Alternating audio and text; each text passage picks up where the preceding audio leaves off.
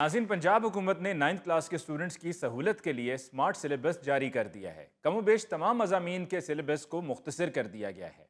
आइए जानते हैं कि इस पर असातिज़ा की क्या राय है। अली मुमताज साहब, राय क्या होनी है।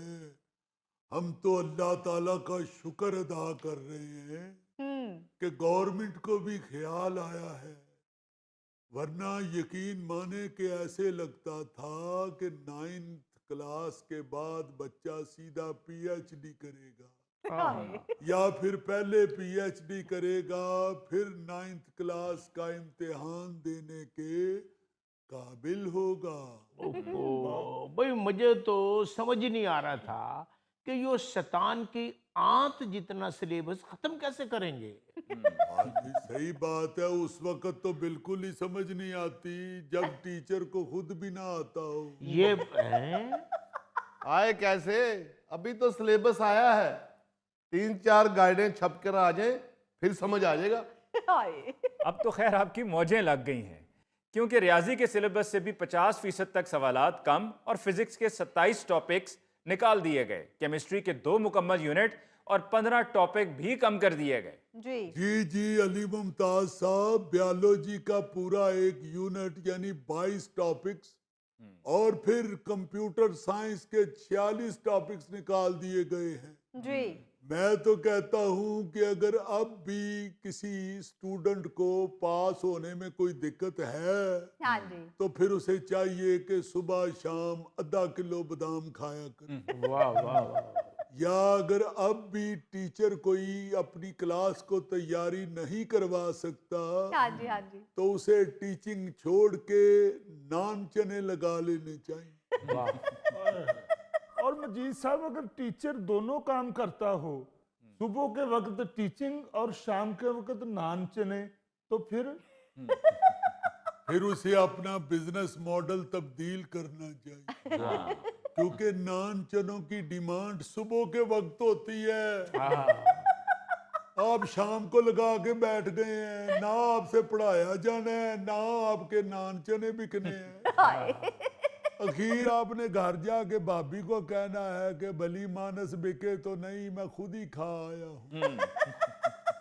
अली साहब, हुकूमत ने ठीक सिलेबस कम किया है, लेकिन मेरा ख्याल है कि कंप्यूटर का सिलेबस और कम होना चाहिए। ओ भाई, पहले ही 46 टॉपिक्स निकाल दिए हैं, अब और कितने निकालें? हाँ। अली मुमताज साहब, उनका मतलब है कि 100 के 100 टॉपिक्स निकाल देने चाहिए। स्टूडेंट्स को सिर्फ कंप्यूटर की तस्वीर दिखाई जाए हाँ। और बताया जाए कि ये प्लग पकड़ के स्विच में लगाएं तो कंप्यूटर ऑन हो जाता है। बस इतना ही काफी है, बाकी हम आपको अगली क्लास में बताएं। इसका मतलब है कि टीचर को खुद कंप्यूटर नहीं आता।